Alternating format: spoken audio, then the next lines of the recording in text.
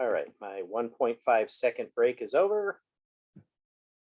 With civil litigation, you have strict liability, which means if it's your lettuce, you're responsible. It doesn't matter if you did anything wrong. You are responsible if somebody gets sick with your product, period.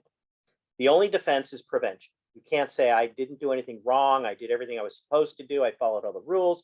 No matter how good you are, how hard you try, no matter how many things you do, if somebody gets sick, you're responsible, period.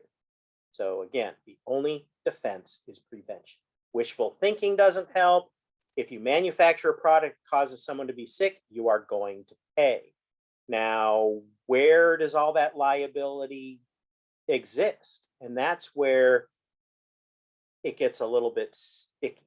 There's the person or company growing the lettuce, then you harvest the lettuce, then you transport the lettuce, you cool the lettuce, you transport it again, you go through some washing, manufacturing, bagging, then it goes to a supermarket.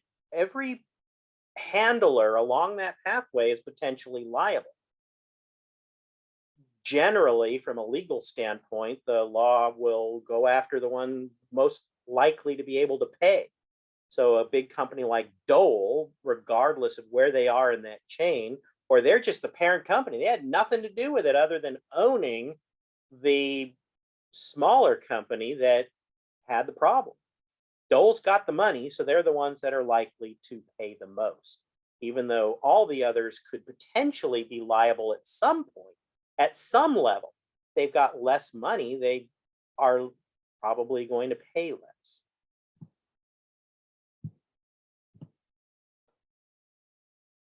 At least 16 lawsuits were filed in 11 states due to that E. coli outbreak in 2006.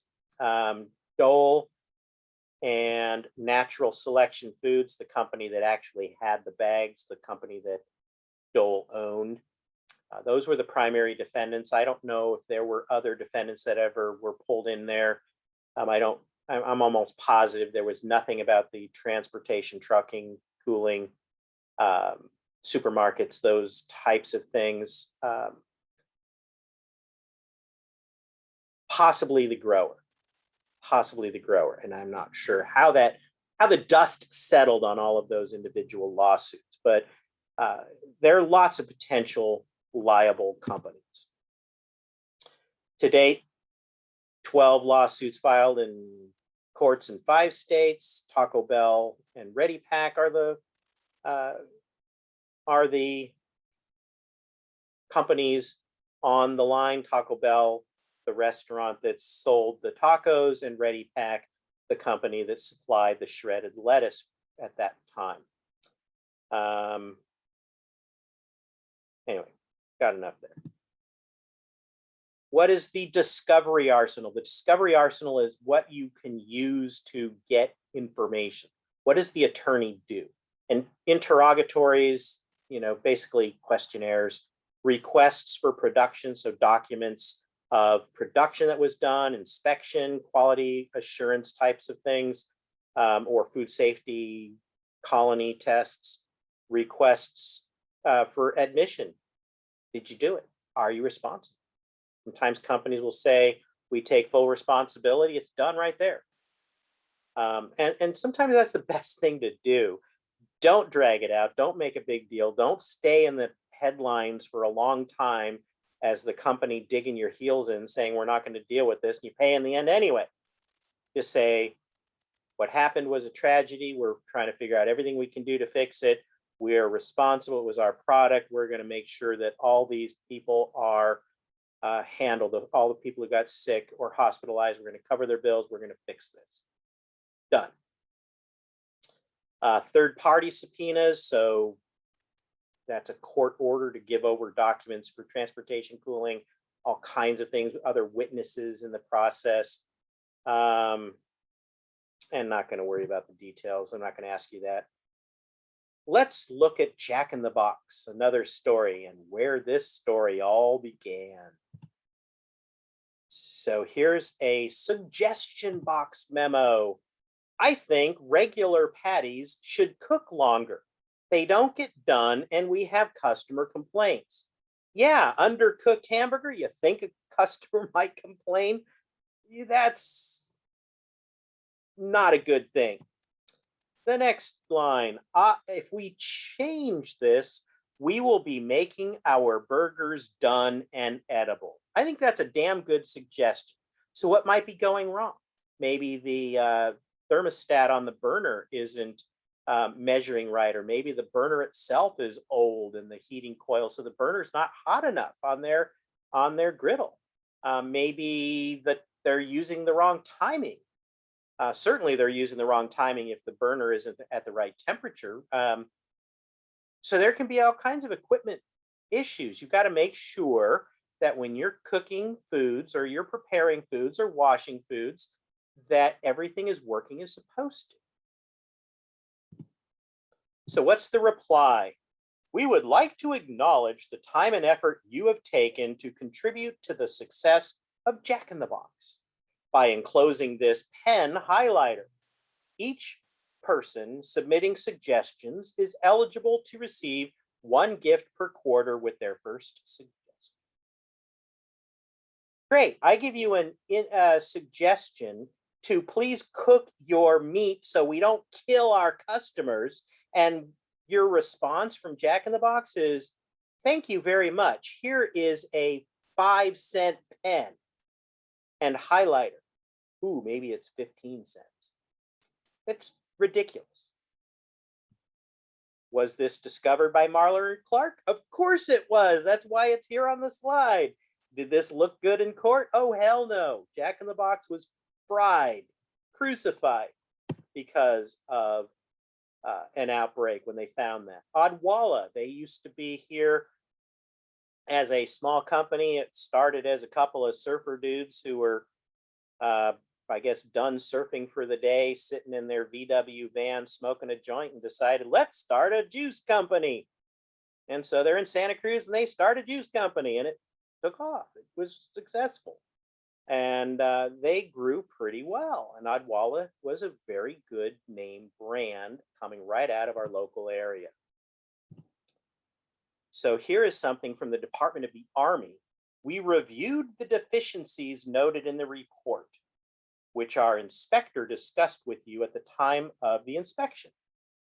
As a result, we determined that your plant sanitation program does not adequately assure product wholesomeness for military consumers.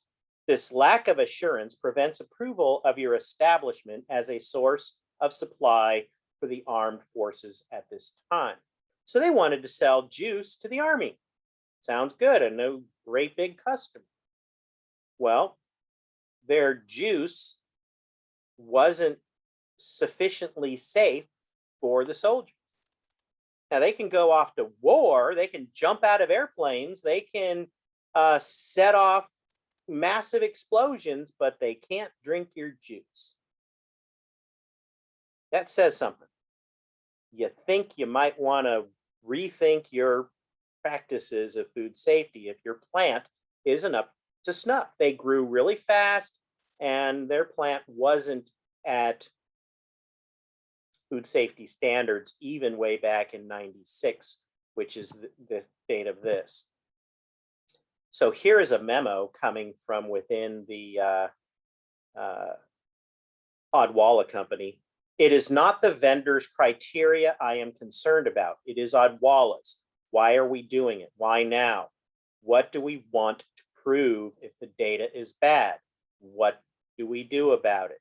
Once you create a body of data, it is subpoenaable. You should look at this as though the Fresno Bee has looked into the results and asked a lot of questions. This should be done in advance so you know what you are in for and if you don't like the data. I'm not saying no, I'm just saying that you want everyone in Danuba on board. So what does this really say? This is saying don't collect food safety data, because if the data you collect looks bad, we look bad. If you don't collect the data and we don't know that there's a problem, then there's no problem. If you collect the data and it looks bad, it might come back and bite us when that data is in a courtroom, which it clearly did. It's a serious problem. Should you be collecting food safety data? Well, now, fast forward from 96 to 2021, and yeah, you're required by law now to keep the food safety data. And this is one of the reasons why. What will a jury think? A jury is 12 consumers. They're 12 people who eat food and drink juice and all of these things. And if they get the impression that you don't care about their safety, it will damage your reputation badly. And how are you going to sell things if everybody thinks your product is unsafe and your company is run by greedy jerks? So, is there hope for my retirement? Now that you're retired, I'll bet you'll find it difficult to sit back, relax, and take it easy. Anyway, a recent report in 2005, so that's not recent, released by the Center for Disease Control. In this day and age, you should know what CDC stands for, the United States Center for Disease Control. There are also state centers. In collaboration with the Food and Drug Administration and the United States Department of Agriculture, showed important declines in foodborne infections due to common bacterial pathogens in 2004. From 96 to 2004, the incidence of E. coli 0157H7 infections decreased 42%. So that was good news.